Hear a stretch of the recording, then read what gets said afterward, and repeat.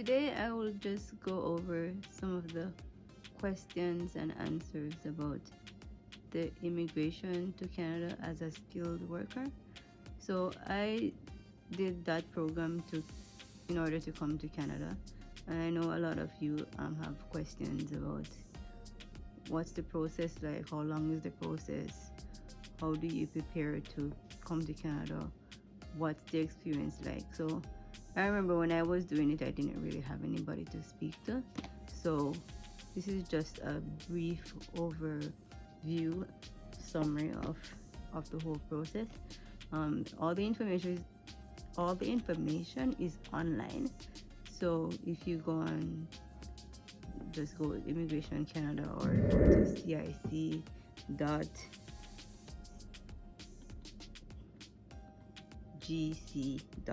So cic.gc.ca, and it pretty much gives you all the information that you need. So there are 6 factors that they look at for you to more or less get points and qualify for the program. So they look at your age, your experience, work experience, your education, your family members, how much money you have to support yourself while you're in Canada, and just I think language is a part of it. So they pretty much look at all these factors and give you points, and it comes to about 6 to 7 points, and that is the whole process. So the more points you have, then they select the more qualified people, and then you come on the program and get your permanent resident card. So I remember when we applied for the program, well, with my husband and myself, when we applied for the program, it took at least 18 months to 2 years. I'm trying to remember the time. It seems like forever. So while we were waiting, we still had life to live. We had to do whatever we had to do. So we were saving. We still were like doing daily things. So we bought a house. We had a car. We were still working, and just doing the application and waiting for them to get back to us and tell us what's the next step.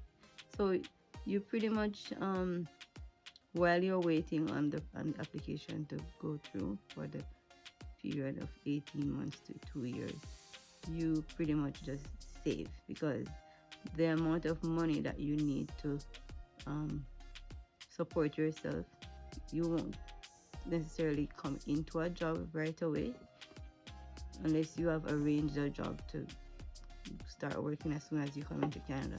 Sometimes that period, because you have to go to school and get recertified and do the qualifying exams and all these things, especially if you're a pharmacist or a doctor or a certain profession, you have to do the exams all over again. So it's important to have that fund. So for that 2-year period, or while you're waiting, you need to be working and saving diligently so that you have that fund.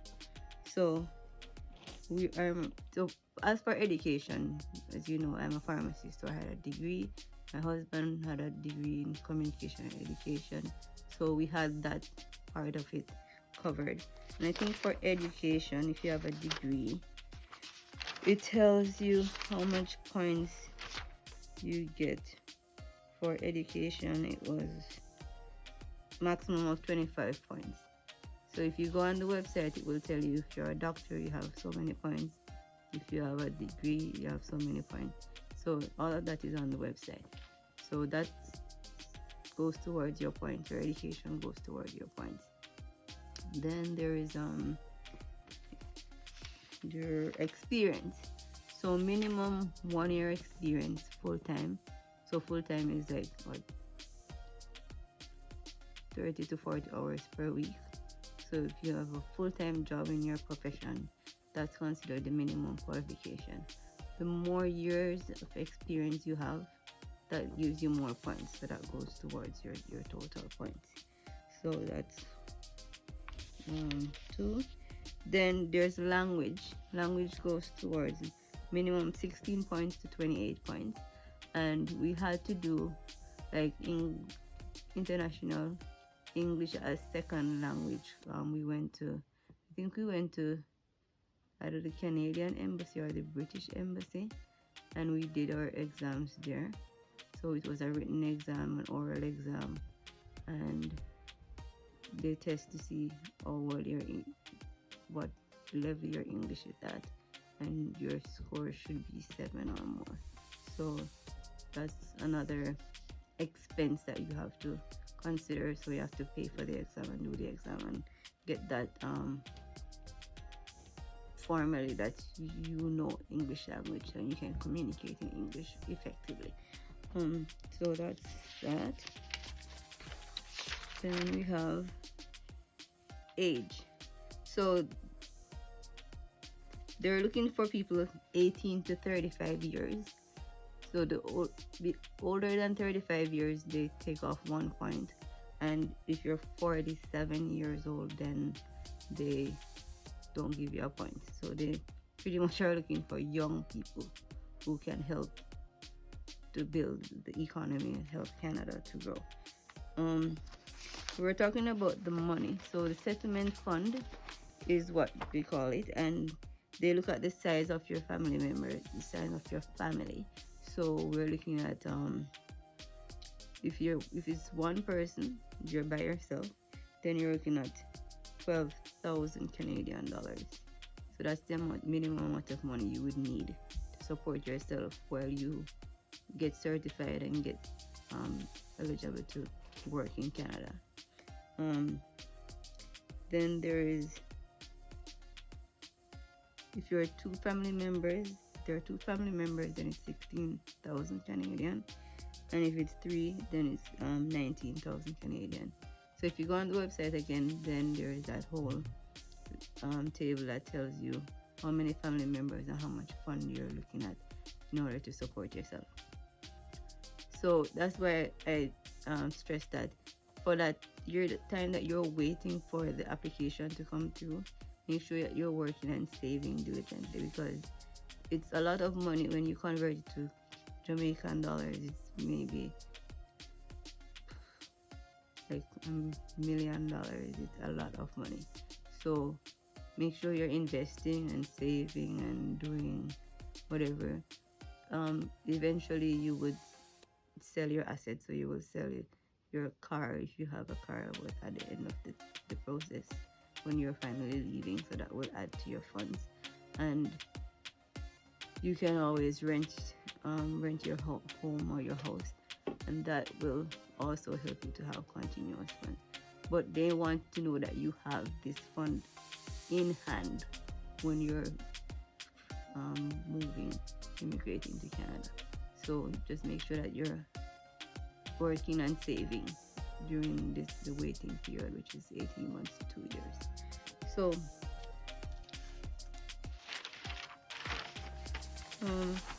I think a part of our process was so while you're waiting, you're doing all these things, you're doing your English language test, you have to do a medical. So they will send you a list of doctors that you can go and do your medical with, and they will do that information and send it off to them.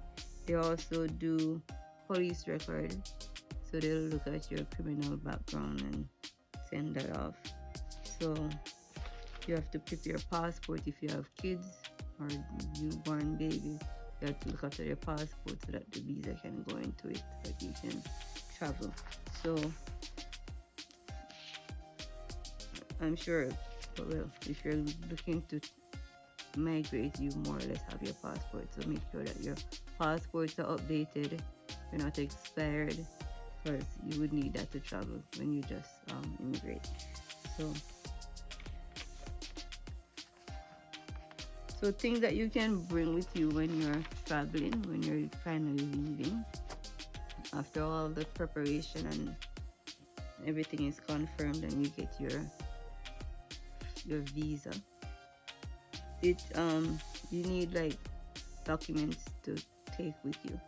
So you can maybe sort out your transcripts, because you're gonna need that information when you come here and you need to go to school or to do exams, you need your transcript from your college or university. You need your bank books, any financial institution or business that you have back home. Make sure you're taking those documents with you, because you might have to be communicating back and forth to get certain things sorted out. So like NHT documents, whatever investments, bank book, as I said before. What I did was I had like heavy books, so I sent those ahead so that I didn't have to travel with unnecessary things or leave them behind and then sort them out. So I sent them ahead of time to my family member. I was talking about family members. It's important to have some family connection in Canada, so that when you land, you have somewhere to stay until you have your own place. So having their address and arranging with them so that they can pick you up at the airport is also important, especially if you're gonna move in the winter time. It would be better to move in the summertime or the springtime, but if needs be and you're traveling in the winter, it would be good to have that connection, and family members are very helpful during that transition time. Another thing, so in terms of clothing, you don't need to bring a lot of clothes. Bring your summer wear. Those will be practical. You will still need to buy your winter clothes and your jackets and all those things. So if you have nice summer clothes, you can still bring those. Those will be practical in the springtime and the summertime and a bit of fall. But don't bring excess that you have to pay for extra luggage or anything like that, because you won't wear them. All right, so just a few practical tips and an overview of the application process. If you have any questions about the process, if you have any uncertainties, just put it in the comment section below, or you can email me on Facebook. Email me or link me on Facebook. I hope this video was informative, and thank you for watching my video. Subscribe, comment. Have a good day. Thank you. Bye.